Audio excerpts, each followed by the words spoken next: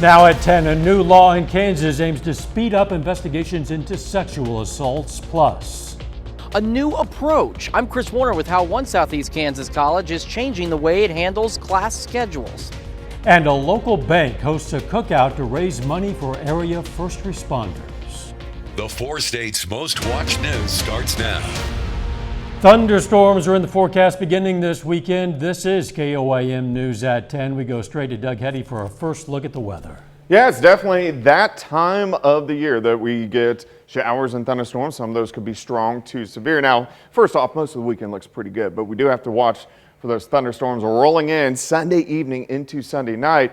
Even prior to that, we have to deal with a freeze tonight. So if you have any plants outside that can't take it, make sure you bring them in. 51 was our high, 36 is where we started out, and we've cleared out, and the winds are diminishing, so that's allowing our temperatures to drop. This system heading away from us, and again, the bulk of the weekend looks pretty good. But look at our temps, already down into the upper 30s to lower 40s across the region. The winds have diminished, which is great, but the lower the winds are, it allows those temperatures to really drop off. We're going to start at 30 in the morning, 45 by 10, 61 by noon. Look at that, a high temp of 67 tomorrow afternoon. Of course, we're going to talk thunderstorms here in just a bit. See you then.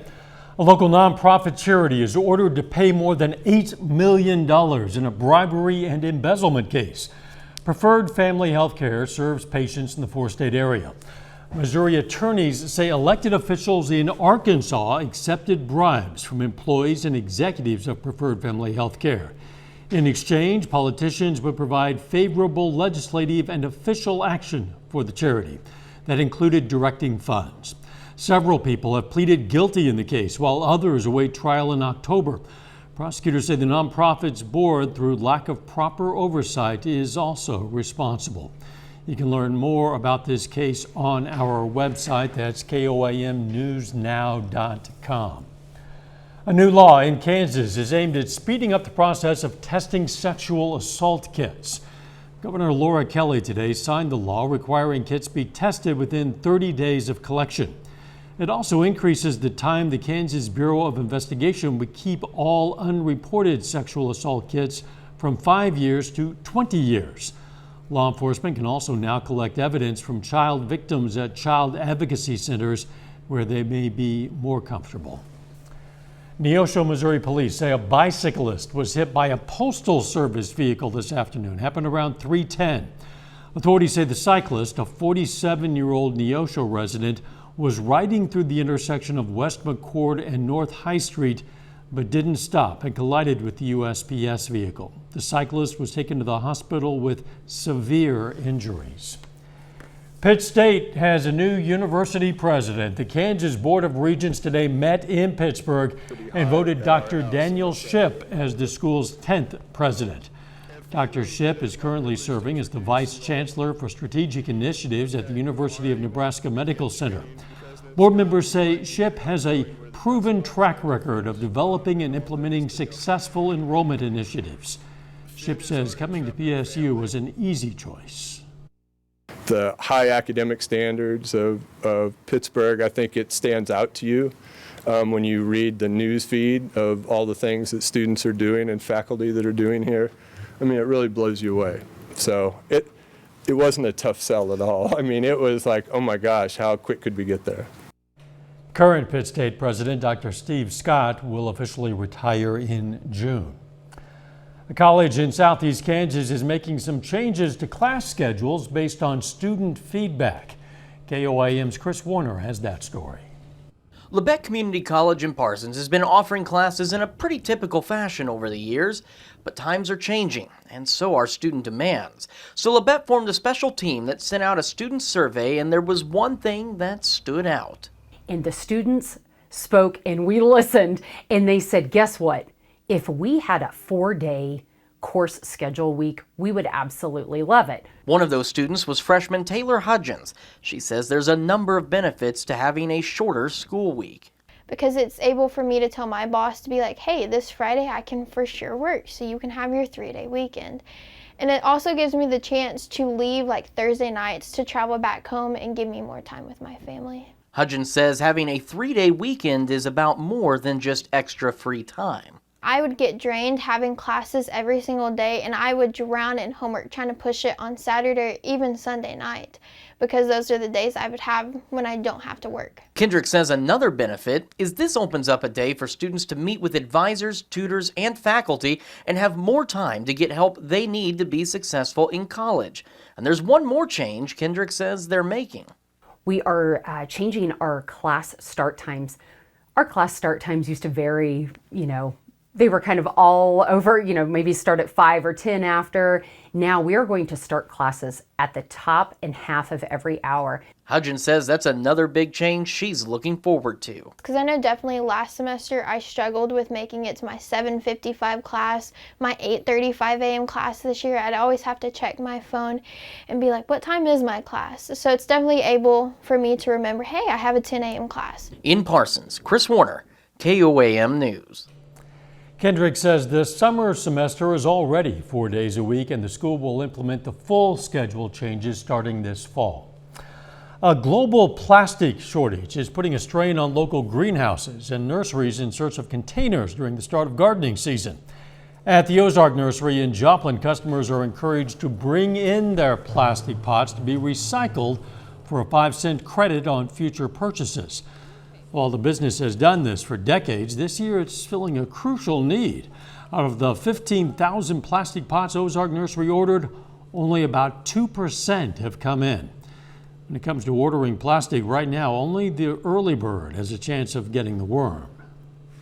We have to order, 6 to 8 months in advance in order to get our product. And now, even though we do that, these days it's still coming up short. Ozark Nursery can accept only its own containers. That means they won't take plastic pots from other suppliers. Local Bank today showed their support for our area first responders. Pinnacle Bank in Joplin hosted the First Responders Grill Out fundraiser. People were able to come out and get a meal with a hamburger or hot dog for $5, with the money going to the Fraternal Order of Police to benefit the families of the JPD officers who were killed and injured during shootings last month. The employees decided that, hey, we want to do something to help the police officers the unforgettable tragedy that happened a few weeks ago. And employees rallied around, put this thing together. We support it. Pinnacle Bank supports it, and decided, hey, we want to give back as much as we can. First responders were able to eat free of charge at the event. Coming up, what a new report shows about the rates of pedestrian deaths in car accidents. Plus, a judge is ruling on a lawsuit between the Girl Scouts and the Boy Scouts. Deadly car accidents have been on the rise, and a new report shows more pedestrians are being killed. Reporter Danya Bacchus has more. This surveillance video shows two sisters walking on a Florida sidewalk last month. Just seconds later, one of them was hit and killed while trying to cross the street. It's tragic. It's awful. I don't know. I want it to stop. I want this to never happen again. Unfortunately, these types of accidents are becoming more common.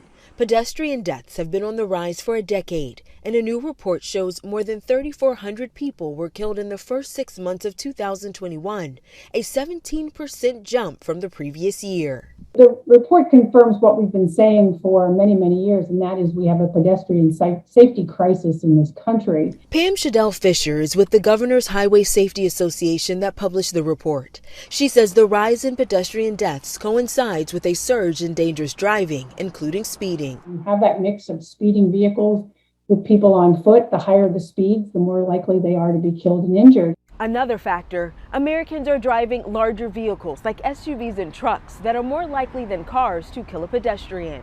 And most of these accidents happen at night. We need better lighting, so the more visible we can make them, the better. Many modern streets are wide with longer blocks, and people tend to run across where they shouldn't.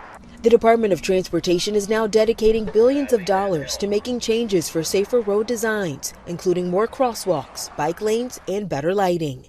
Changes that could make the roads safer for everyone. Danya Bacchus, CBS News, Los Angeles. Spirit Airlines is gearing up to enter talks about a possible merger with JetBlue. In a statement, Spirit said it consulted with advisors about the $3.6 billion all-cash offer. it determined it could reasonably top a cash-in-stock deal offered by Frontier.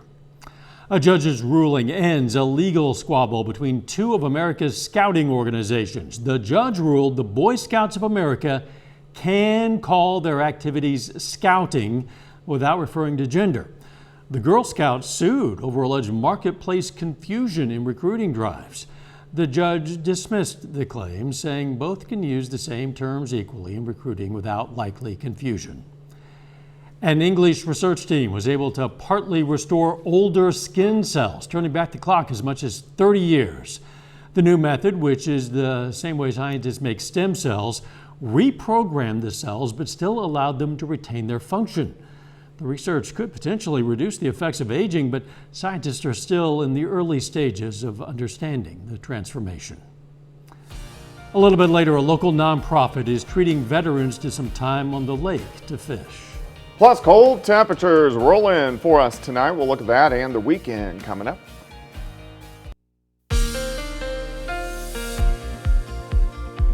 Well, it definitely turned out to be a chilly day for us today, but at least we got some sunshine back in during the evening hours.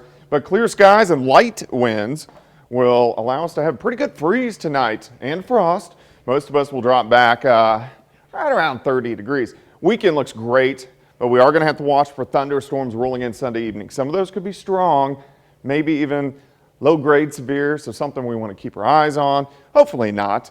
And then, of course, you can get my long-range forecast on my month-long blog, KOAMnewsnow.com. All right, it's Friday night, indigo sky, parking lot's full, of course, everybody heading into the weekend. Great shot just outside of Seneca, Missouri. Look at our temps. Most of the day we sat into the 40s. We had the clouds, actually had some sleet and snow during the morning hours, some sleet and snow showers, and then once we cleared out, briefly warmed into the 50s, and now we're going the other direction. It's 35 in Stockton, 44 in Neosho, Miami. Sitting at 45, Parsons is down to about 38 degrees. And here's some good news, the winds. It's been so windy all week. Pretty much calm. Calm to about 5 miles per hour. Looks good outside, 7th and range line, sitting at 42, westerly winds at 5, humidity at 53%. All right, all the clouds, showers we had earlier today, these are gone, so clear skies across the region as this storm system heads away from us. This nice slot of nothing going on, that's our weather for about the next day and a half. Then we'll tap into the system out across the Pacific Northwest. That will affect us by Sunday evening. All right, temperatures tonight, look at this, right around 30. Clear skies, plenty of sunshine tomorrow. Temperatures warm, great, mid to upper 60s, so a great Saturday. Winds are going to be fairly light, 61 by noon, high temp right around 67. As we go into tomorrow night, we'll get some mid and upper level clouds in here late. Temperatures only drop back into the 50s. Sunday, we really warm up. 78 for a high, but there's a front that works in during the evening hours. We need to watch the timing of this front. If it pushes south pretty quickly, our storms will just be showers and thunderstorms. If the front hangs back a little bit, these storms could be a little rambunctious as they really start to kind of build during the evening hours. You can see a nice little cluster rotates through, but the front at this time is right along I-44. So usually when we get storms that fire along and north of the front, the ones along the front can get low-grade severe. The ones north of the front are just strong, but they do produce hail. So we're going to watch this as we go into Sunday night. Heavy amounts of rain. And then by the time we head into Monday, any severe threat will shift to our south. So let's call it a low severe threat on Sunday evening. However, next system comes out. This is going to be late Tuesday. So late Tuesday, Tuesday night into Wednesday, a higher severe threat is going to roll into the region. So we do have a severe threat twice over the next 5 days. 67 tomorrow, 76 on Sunday, 70 on Monday, 80 on Tuesday, but plenty of rain chances through the week. We will enjoy what we can of the weekend, and then we will be aware of the possibility of severe weather after that. Absolutely. Thanks, Doug. A local nonprofit is giving veterans a chance to do some fishing. Charlie 22 Outdoors is hosting Operation Spoonbill. It's an all-expenses paid event for veterans to fish for spoonbills at Twin Bridges State Park in Ottawa County, Oklahoma. Charlie Tutu will provide guides and boats to make sure the veterans have a good time out on the water. I myself struggled for a long time, and it was an event like this that, turned my life around and helped me realize that there were a lot of people that I didn't even realize out there that cared more than I ever imagined. That event's going to run through the weekend. Still ahead, Pitt State baseball opens a 3-game series with Rogers State, and Carthage and Junction square off in the Bill O'Dell Tournament Championship. Jacob Leonard joins us with that and more up next.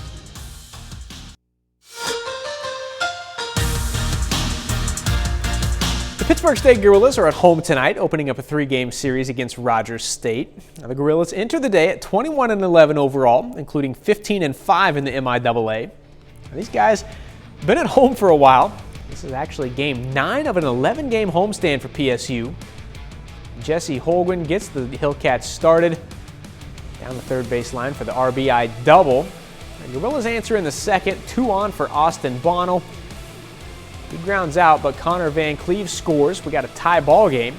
Holguin, though, back to work in the third, clears the wall in right. A 3-run homer. Hillcats quickly back in front again. The bottom half, Cruz Aranda back up the middle. 2 runs come in for Pittsburgh State. Makes it a 1-run game, but the Gorillas can't get anything else going. They fall tonight 5-3.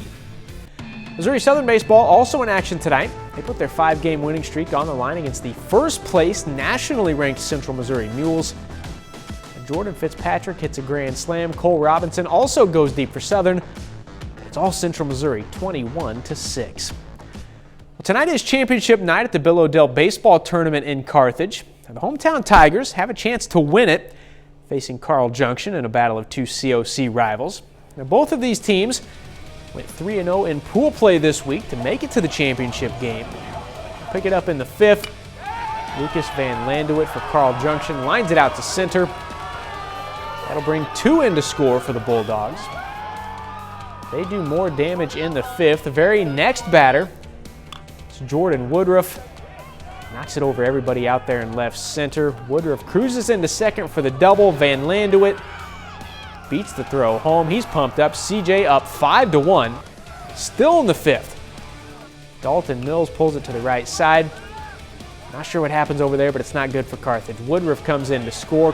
Junction wins the Bill O'Dell Tournament Championship 7-1 over Carthage. Colgan boys basketball coach Wayne Sheehan announced on Thursday he's stepping down from his coaching positions with the school. Sheehan is one of the most decorated coaches in Kansas high school history. In his 39 years leading the Panthers boys basketball program, Sheehan's teams won 655 games and 5 state championships. This season, the Panthers won their 26th sub-state championship under Sheehan, earned their spot at the state tournament in Manhattan. Now, we actually caught up with Coach today. He talked about his decision to step away after nearly 40 years on the sideline for the Panthers. The thing I'm most proud of is the longevity of the success we had. You know, we may not have won the state championship every year, but I think, the kids competing at a high level every single year, whether it's in the sub-state or, or at the state tournament. Real proud of that and the way the kids responded to what we've done over the years. You can check out our full interview with Sheehan in that story on the sports page at KOAMnewsnow.com. Pittsburgh State Track and Field will be at home tomorrow for the first time this outdoor season, competing in the David Sunram Classic. Today, though, the school is hosting the 33rd annual Jock Snitch Gorilla Relays at Carney Smith Stadium. Now, this is a high school meet, and it's huge. They have just under 1,000 competitors in the field today. Early long jump action, Joplin's Donovan Fowler. Not really a surprise here. He wins it with a mark of 23 feet, 7.5 inches. On the girls' side, Junction's Olivia Vidiz takes second today in long jump with a jump of 16 feet, 9 inches. We've put a link to the live results in this story on the sports page at KOAMnewsnow.com. And that's it for sports. We're back with more news after this. Take time now to honor a local veteran. Chester Damrell served in the U.S. Navy from 1967 to 1976. The Sauk City, Missouri native was stationed in Vietnam, and we salute Senior Chief Petty Officer Chester Damrell, a 4-state hero. A glimmer of hope has returned to the war-ravaged Ukrainian city of Bucha as a dog caught up in the conflict gets a heartwarming reunion with its owner. Reporter Tina Kraus has that story. There are few sounds on the streets of Bucha after the atrocities that unfolded.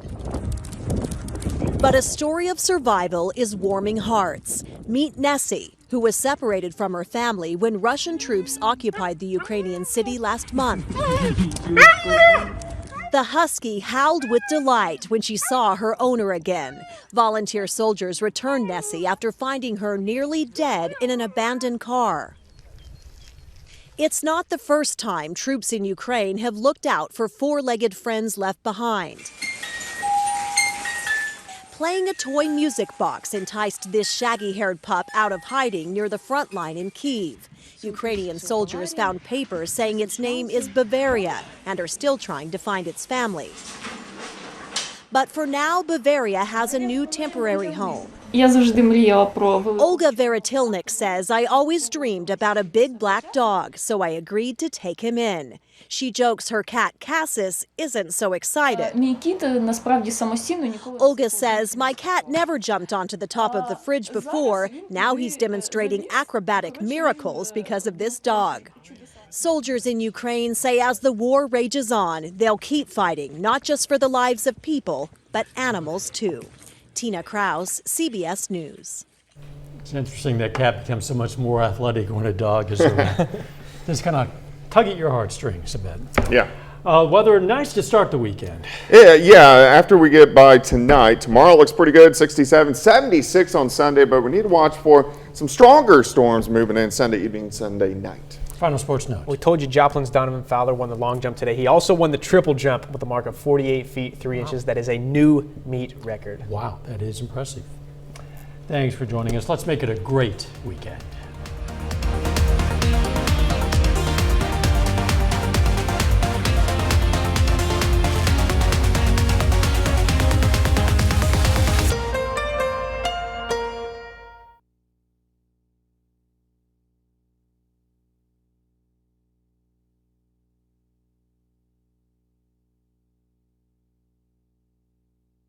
Salon service is provided by